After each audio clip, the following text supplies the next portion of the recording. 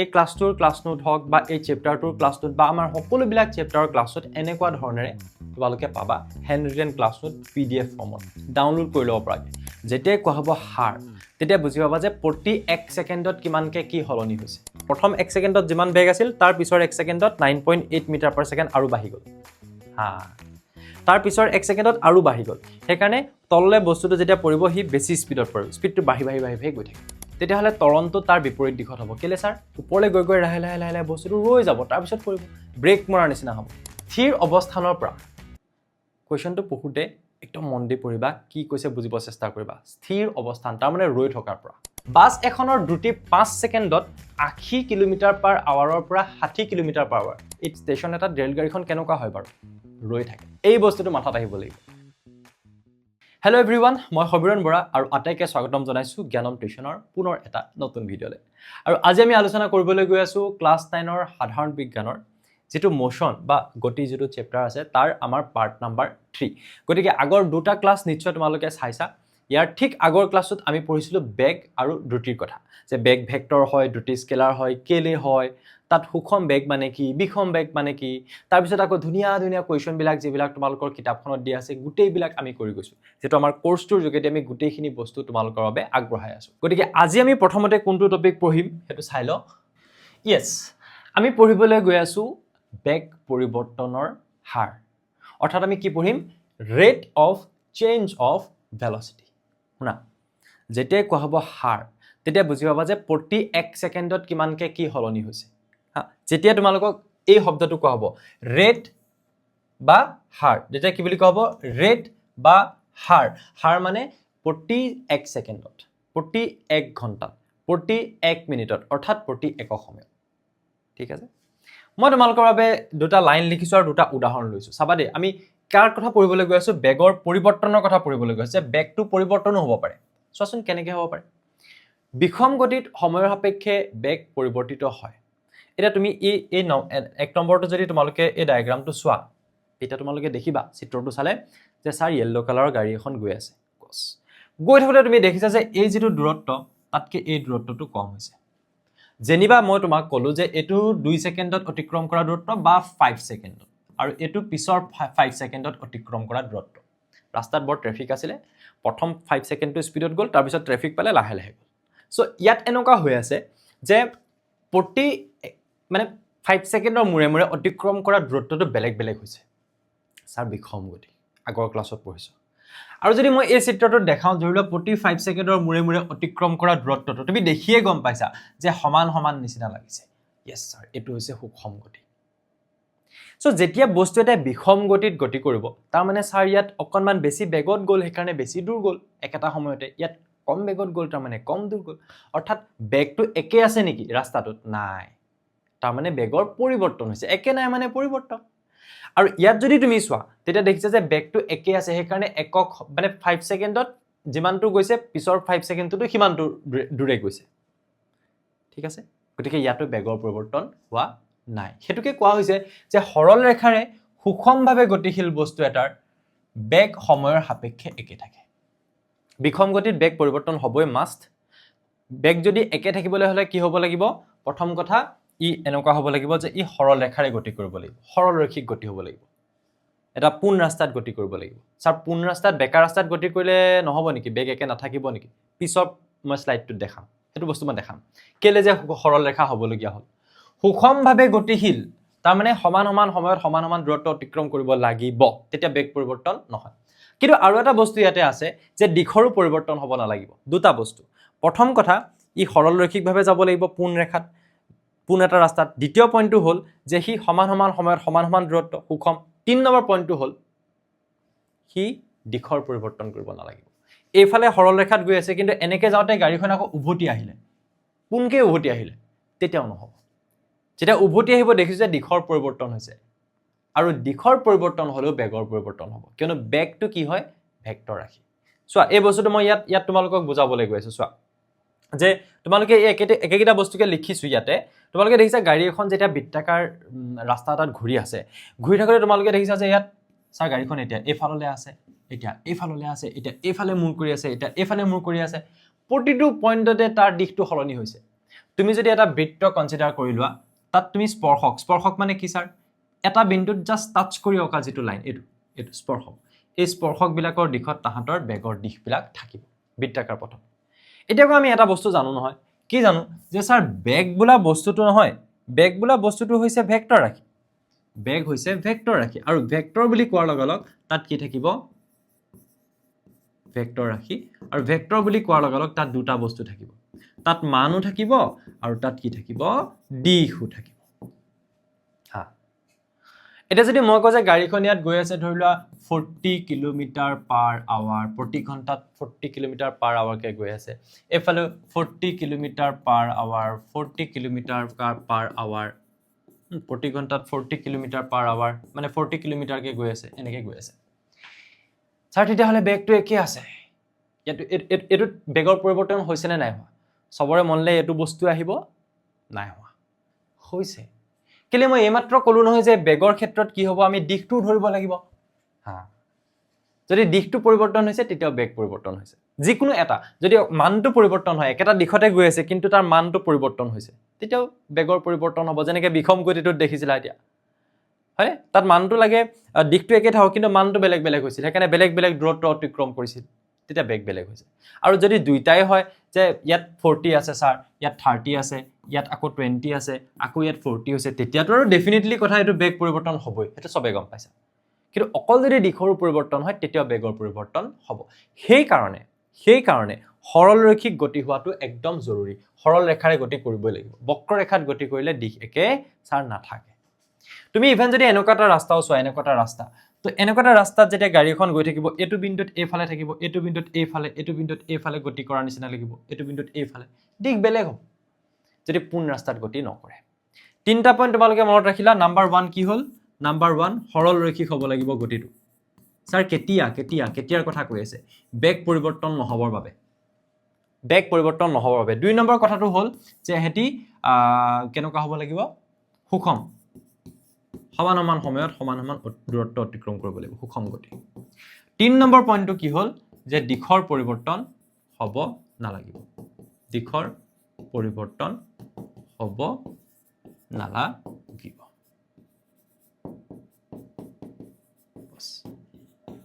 These points are very important. এই তিনটা point বহুত বেছি ইম্পৰ্টেণ্ট অকমান আগবাঢ়িব পাৰো নিশ্চয় যদি মই অকমান আগবাঢ়ো তেতিয়াহ'লে মই ইয়াত স্লাইডটোত দেখিছো যে ত্বৰণ বুলি লিখা আছে ত্বৰণ যাক ইংলিছত কোৱা হয় এক্সিলাৰেশ্যন সেই এৰ পৰাই আমি ইয়াক এ বুলি লিখো এ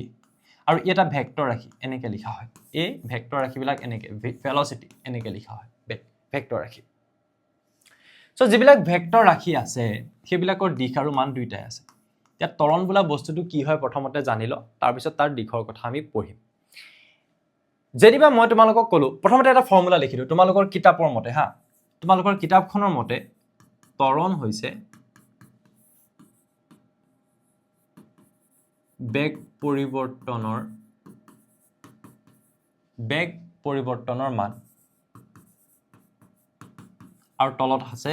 অতিবাহিত সময় বুজি পাবা একদম ধুনীয়াকৈ বুজি পাবা অকনো কনফিউজন নাথাকে এটো মই মোৰ ফালৰ পৰা তোমালোকক একদম গ্যাৰান্টি দিব পাৰো চাই লোৱা যেনিবা মই তোমালোকক কলো উদাহৰণ দিও মই তোমালোকক কলো যে ইয়াৰ পৰা ইয়ালৈকে এ পৰা বি লৈকে গাড়ী এখনে গতি কৰিছে ঠিক আছে গাড়ী বুলি কৈছে স্যাৰ গাড়ীখন ক'ত ঠিক আছে মই গাড়ী এখন দেখাই দিও ঠিক আছে এইখন হৈছে এখন গাড়ী গৈ বি পালেগে এত আছিলে তাৰ বেগটো কিমান এত আছিলে তাৰ বেগটো ধৰি লোৱা 30 কিলোমিটাৰ/আৱাৰ আৰু বি গৈ পাওঁতে তাৰ বেগটো কিমান হৈ থাকিলে ধৰি লোৱা 60 কিলোমিটাৰ/আৱাৰ হল আৰু ইয়াৰ পৰা ইয়ালৈকে যাওঁতে তাক যেটো সময় লাগিলে সেই সময়টো হৈছে ধৰি লোৱা 2 ঘণ্টা তাৰ মাজত কেতিয়াবা এনেকুৱা হ'ব যে 100 হৈ গ'ল স্যাৰ 70 হৈ গ'ল এনেকুৱা হ'ব পাৰে কিন্তু ইয়াত আৰম্ভ কৰিছিলে ইমানত গৈ শেষ হ'লকে সিমানত এটা কিমান বেগৰ পৰিৱৰ্তন হ'ল ধৰি লোৱা তোমালোকে ক্লাছ 8 ৰ পৰা ক্লাছ 9 লৈ পাওঁতে তোমালোকৰ পাৰ্চেন্টেজ আছিলে ধৰি লোৱা কিমান আছিলে বুলি কম পাৰ্চেন্টেজ আছিলে তোমালোকৰ 60 বেয়া আছিলে বহুত কষ্ট কৰিলা মিলিলা 9 ৰ পৰা 10 লৈ পাওঁতে তোমাৰ পাৰ্চেন্টেজ হৈ গ'ল 80 কমাই ৰাখিছো কিয়নো 10 ত আকৌ মেট্ৰিকতে আৰু অলপ বাঢ়িব লাগিব না হেতু কাৰণে সো 8 ৰ পৰা 9 লৈ 60 9 ৰ পৰা 10 লৈ পাওঁতে সাপোজ 80 হ'ল হয়নে সো এতিয়া এনেকৈ ভাবি লোৱা যে ইয়াত কিমান পৰিৱৰ্তন হ'ল মই যদি সুধো তেতিয়া তুমি ক'বা স্যাৰ 20% মোৰ বাঢ়ি গ'ল সো বঢ়া বা কমা মানে পৰিৱৰ্তন চোৱা তোমাৰ যদি কেনেবাকে কমিলেহেঁতেন বোলে 50 হৈ গ'ল তেতিয়া তুমি কি বুলি ক'লাহেঁতেন 10% মোক কমিলে কেনেকৈ ক'লাহেঁতেন 60 পৰা 50 ডাঙৰটোৰ পৰা সৰুটো বিয়োগ কৰি দিয়া ওলাই যাব সো এতিয়া যেতিয়া মই কম বেগৰ কিমান পৰিৱৰ্তন হৈছে তো কি কৰিবা স্যাৰ এতিয়া কি কৰিব আপুনি কক বেগৰ পৰিৱৰ্তন হৈছে 60 - 30 আসলে 30 হ'লগে 60 সো ওপৰত যেটো বস্তু আছে তৰণ বেগ পৰিৱৰ্তনৰ মান ইয়াৰ মতে তুমি কিমান লিখিবা 60 - 30 কিমান আছে মই ইয়াত লিখি দিও নেকি ইয়াৰ মতে তুমি কিমান লিখিবা এ ৰে বুজাই যেহেতু অকল মানটো লিখিছো একাৰণে ভেক্টৰটো দিয়া নাই 60 - 30 কিলোমিটাৰ/আৱাৰ দুইটাতে আছিল একেলগে লিখি দিলো তলত কি থাকিব স্যাৰ অতিবাহিত সময় কিমান সময় লাগিলে এই যে 30 আছিল 60 যে পালে 30 পৰা 60 হতে কিমান সময় লাগিলে মই কৈছো 2 ঘণ্টা লাগিলে 2 আৱাৰ তেতিয়ালে ওপৰত কিমান হ'ব 60 - 30 স্যাৰ 30 তলত কিমান থাকিলে 2 ওপৰত কিমান থাকিব কিলোমিটাৰ/আৱাৰ তলত কিমান থাকিব আৱাৰ এই আৱাৰ চোৱা পাৰ আৱাৰটো মানে 1/আৱাৰ একেটাই কথা সো আৱাৰটো তললে নমাই দিয়া তো 2 এ কৰিলে 15 হ'ল আৰু এফালে কিমান হ'ব কিলোমিটাৰ/আৱাৰ স্কয়াৰ গতিকে ত্বৰণৰ মান ইমান এটো আমি কোৰ পৰা বুজিলো ফৰ্মুলাটোৰ পৰা বুজিলো যে বেগ কিমান পৰিৱৰ্তন হ'ল ওপৰত লিখিলো তলত হিমানটো বেগ পৰিৱৰ্তন হতে সময় কিমান লাগিলে হেতুৱে হৰণ কৰি দিয়া তেতিয়া আমি গম পাম যে প্ৰতি 1 ঘণ্টাত কিমানকে পৰিৱৰ্তন হ'ল হেতুৱে হৈছে ত্বৰণ এটা কিন্তু ত্বৰণৰ এসআই একক এটো বুজিলো আমি ত্বৰণৰ কিন্তু যেটো এসআই একক ন হে এসআই এককটো হৈছে মিটাৰ/সেকেন্ড স্কয়াৰ মিটাৰ/সেকেন্ড স্কয়াৰ যেটো কিলোমিটাৰ নহয় দূৰত্বৰ এসআই একক মিটাৰ আৰু সময়ৰ এসআই একক কি হয় সেকেন্ড এতিয়া মই তোমালোকক আৰু এটা উদাহৰণ দিও একদম প্ৰ্যাকটিক্যালি বস্তুটো বুজি পাবা ত্বৰণ কি হয় বস্তুটো একদম ভালকে বুজি পাই যাবা চোৱা এটো আমি কিতাপৰ ভাষাত অংক এটা কৰি দেখালো বাৰু মই কলো যে কোনোবা এটা বস্তুৰ ত্বৰণ হৈছে 3 মিটাৰ/সেকেন্ড স্কয়াৰ তাৰ অৰ্থটো কি বুজিব লাগে এতিয়া হা এটো তুমি এনেকৈ বুজিব পাৰা চোৱা 3 মিটাৰ/সেকেন্ড স্কয়াৰটো তুমি 3 মিটাৰ/সেকেন্ড divided by 1 second বুলি লিখিব পাৰা নেকি স্যাৰ পাৰো স্যাৰ কেলে পাৰো বিকজ ইয়াত আছে যে আমাৰ 3 মিটাৰ/সেকেন্ড সো এটো আমি এনেকে দুটা পাৰ সেকেন্ড লিখি ললো মাইনাসে মাইনাসে প্লাস হয় সো -1 -1 -2 হৈ যাব তাৰে এটা সেকেন্ড আমি তলত লিখি দিলো এটো আৰু তাক মই 1 সেকেন্ড বুলিও এনেকে ভাবিব পাৰো কোনো আপত্তি নাই এনেকে ভাবিলো সো এনেকে ভবাৰ অৰ্থটো কি বাৰু তুমি চোৱাচোন ওপৰত কি আহি গলে এটো তেতিয়া হলে স্যাৰ মিটাৰ/সেকেন্ডটো বেগ হয় তাৰ মানে এটো কি হৈ গল বেগৰ পৰিৱৰ্তন ত্বৰণৰ সূত্ৰৰ পৰা গলে ওপৰত থকাটোক আমি কি বুলি কওঁ বেগৰ পৰিৱৰ্তন আৰু তলত কি আছে স্যাৰ সময় কি সময় অতিবাহিত সময় যিমান সময় লাগিলে অতিবাহিত সময় মানে যিমান সময় লাগিলে মই আগৰ ক্লাছতো কৈছিলো যে সময় ধৰিলে মই তোমাক কলো 9 pm এটো এটা সময় কিন্তু মই যদি কওঁ 2 ঘণ্টা এটো সময় কিন্তু 2 ঘণ্টা মানে কি এটা নিৰ্দিষ্টৰ পৰা আনটা সময়লৈকে তাৰ মাজৰ যেটো ব্যৱধান হেতু হৈছে অতিবাহিত সময় 2 সেকেন্ড 2 মিনিট 10 সেকেন্ড 10 ঘণ্টা এবোৰ অতিবাহিত সময় এটা তুমি এটা বস্তু দেখিছা যে 3 মিটাৰ/সেকেন্ড স্কয়াৰ মানে কি যে 1 সেকেন্ডত ত্বৰণ বেগ পৰিৱৰ্তন যদি 3 মিটাৰ/সেকেন্ড হয় তাৰ মানে কিনো স্যাৰ তাৰ মানে এটো যেনিবা মই তোমাক কলো যে ইয়াতে আছিল এটা বস্তু যিকোনো এটা বস্তু আৰু বস্তুটোৱে গতি কৰিলে প্ৰথমতে তাৰ বেগটো ধৰিলোৱা 2 মিটাৰ/সেকেন্ড আছিল কিমান আছিল 2 মিটাৰ/সেকেন্ড নেক্সট 1 সেকেন্ডৰ পিছত তাৰ বেগটো হৈ গল আৰু 3 বাঢ়ি গল কিমান হৈ গল ইয়াত বুজাচোন 3 বাঢ়ি গল কিমান হৈ গল 5 মিটাৰ/সেকেন্ড বেগে বাঢ়িছে মিটাৰ/সেকেন্ড ত্বৰণৰ কথা কোৱা নাই আহিব ত্বৰণৰ কথা নেক্সট 1 সেকেন্ডত আৰু বাঢ়ি গল তাৰ বেগটো হৈ গল 8 মিটাৰ/সেকেন্ড কিমানকে বাঢ়িছে 3 কে বাঢ়ি গৈ আছে হা নেক্সট 1 সেকেন্ডত আৰু বাঢ়ি গল কিমান হৈ গল 11 মিটাৰ/সেকেন্ড এনেকে বাঢ়ি গৈ আছে তো কি দেখিলা বাৰু যে স্যাৰ প্ৰতি 1 সেকেন্ডত এটো কেতিয়া হোৱা কাহিনী বুলি কলো মই প্ৰতি 1 সেকেন্ডত হোৱা এটা কাহিনী দেই যে প্ৰতি 1 সেকেন্ডত তাৰ বেগটো বাঢ়িছে কিমানকে বাঢ়িছে 3 মিটাৰ/সেকেন্ড হেতুৱে বুজাই আছে আৰু হেকাৰণে মই দূৰত্বটো বেছি দেখাইছো কিন্তু বেগ বাঢ়ি গৈছে দূৰত্ব বেছি অতিক্ৰম কৰিব প্ৰথম 1 সেকেন্ডত যিমান আছিল তাৰ পিছত বেছি কিন্তু বেগ বাঢ়িছে ন সো ইয়াত মই এটা কথা গম পালো যে 3 মিটাৰ/সেকেন্ড স্কয়াৰ মানে কি হয় যে প্ৰতি 1 সেকেন্ডত বস্তুটোৰ বেগ 3 মিটাৰ/সেকেন্ড স্কয়াৰ কে বাঢ়ে নেকি নহয় প্ৰতি 1 সেকেন্ডত বস্তুটোৰ বেগ 3 মিটাৰ/সেকেন্ড কে বেগ কিমান বাঢ়ে বুলিহে কৈছো বেগ গোটেই বস্তুটোক একেলগে ত্বৰণ যে ইমান সেকেন্ডত ইমানকে বাঢ়িলে ত্বৰণ ইমান কিন্তু ইমান সেকেন্ডত কিমানকে বাঢ়িলে হেতু আকৌ তুমি মিটাৰ/সেকেন্ড স্কয়াৰত ক'ব নোৱাৰা নহয় বুজিলা নাই হেতুটো বেগহে বহাৰ কথা কৈছা সো আমি কম যে 1 সেকেন্ডত তাৰ মানে 3 মিটাৰ পাৰ সেকেন্ড কে বেগ বাঢ়িছে হেকাৰণে ত্বৰণ হৈছে 3 মিটাৰ পাৰ সেকেন্ড স্কয়াৰ এতিয়া কিবা এটা বুজি পালো তেলে তোমালোকে নিজে একবাৰ মোক এটা কথা ভাবিবা আৰু পাৰিলে কমেন্টত আনসাৰ কৰিবা যে ধুনিয়াকে লিখি দিবা দিঘলৈকে লিখি দিবা যে 5 মিটাৰ পাৰ সেকেন্ড স্কয়াৰ যদি ত্বৰণ হয় তাৰ অৰ্থটো কি এটোৰ কোৱেশ্চন মোৰ তোমালোকলৈ থাকিলে কমেন্ট সেকশন ভৰাই দিব লাগে একদম ঠিক আছে বা নেক্সট ওকে সো এইখিনি হৈছে আমাৰ ক্লাছ নোটস এই ক্লাছটোৰ ক্লাছ নোট হওক বা এই চেপ্টাৰটোৰ ক্লাছ নোট বা আমাৰ সকলো বিলাক চেপ্টাৰৰ ক্লাছ নোট এনেকুৱা ধৰণেৰে তোমালোকে পাবা hand written class note PDF ফৰ্মত ডাউনলোড কৰি ল'ব পৰাকে বাট ক্লাছ নোটখিনি ক'ত পাবা তোমালোকে আমাৰ দুটা কোৰ্স উপলব্ধ আছে জ্ঞানম টিউশন প্লেটফৰ্মত অৰ্থাৎ আমাৰ এপটোত য'ত তোমালোকে সাধাৰণ বিজ্ঞান আৰু সাধাৰণ গণিতৰ ফুল কোৰ্স পাই আছা আৰু তাতে ক্লাছ নোট আছে আৰু তোমালোকে ইউটিউবত যিবিলাক ভিডিও দেখি আছা এখিনি কনসেপ্ট তোমালোকে অলৰেডি পাইছা যদি তোমালোকৰ প্ৰয়োজন আছে যে যদি প্ৰয়োজন আছে কিয়নো ইউটিউবৰ ভিডিওখিনি চোৱাৰ পিছতো প্ৰায় আমি ক্লাছ 9 ৰ 50% কভাৰ কৰি দিয়াৰ নিচিনা হৈ যাব হেকাৰণে অতি কম প্ৰাইজত only at ₹999 তোমালোকৰ বাবে আমি কোৰ্স আগবঢ়াইছো দুইটা মেথছে হওক বা সাধাৰণ বিজ্ঞানে হওক এয়া হৈছে ঋতুপৰ্ণ ছাৰ এয়া মই সমীৰণ বৰা আৰু এফালে বিকাশ কলিতা ছাৰ তেখেতে তোমালোকৰ মেথছ পঢ়াব সো এই কোৰ্স গিটা তোমালোকে হ্যান্ড ৰিটেন ক্লাছ নোট পাবা মই এটা দেখুৱাৰ নিচিনাকে আৰু গোটে ভিডিও এক্সপ্লেনেশন বিলাক সম্পূৰ্ণ ৰূপে থাকিব এটা ইউটিউবত যিখিনি ভিডিও চাইছা সেইখিনি চাই তোমালোকৰ আধা আধা কমপ্লিট হৈ যায় তাৰ মানে 50% হৈ যায় বাকি 50% সম্পূৰ্ণ ৰূপে মুঠতে আমাৰ একদম প্ৰপাৰ গাইডেন্সৰ হৈতে যদি তোমালোকে ক্লাছ আমাৰ লগত কৰিব বিচাৰা গোটেই সায়েন্সখন যদি পঢ়িব বিচাৰা তেতিয়াহলে তোমালোকৰ বাবে পেইড কোৰ্স অলৰেডি अवेलेबल হৈ আছে যাক প্ৰয়োজন আছে তেওঁলোকে ল'ব পাৰা তাত ক্লাছ নোটস अवेलेबल আছে আৰু তাৰ লগতে এইখিনি হ'ব আমাৰ ফুল ৰেকৰ্ডেড কোৰ্স ইয়াত তোমালোকে ৰেকৰ্ডিং ভিডিও পাবা কিন্তু লাইভ ক্লাছ কিন্তু তাত নহয় দে হেতু আগতেকে জনাই ললো ওকে সো এপটো ডাউনলোড কৰি তোমালোকে চাব পাৰা নেক্সট আইজো ইয়ালে আমাৰ এপ ওভাৰভিউটো কেনেকুৱা তোমালোকে জ্ঞানম টিউশন এপটো ডাউনলোড কৰিলে এনেকে দেখিবা এতিয়া ইয়াত ক্লাছ 10 যে দেখিছা তাত ক্লাছ 9 সেকশনটো আহি গৈছে যেটো আমি নতুনকে কোৰ্স লঞ্চ কৰিছো গতিকে ক্লাছ 9 ত গৈ তোমালোকে ক্লিক কৰি দিয়াৰ লগালগ তাতে তোমালোকে সেই দুটা কোৰ্স দেখি পাবা আৰু এইকেইটা নম্বৰত আমাক কন্টাক্ট কৰিব পাৰা যদি তোমালোকৰ কিবা জানিবলগীয়া আৰু বিশেষ কথা থাকে আহিছো ইয়ালে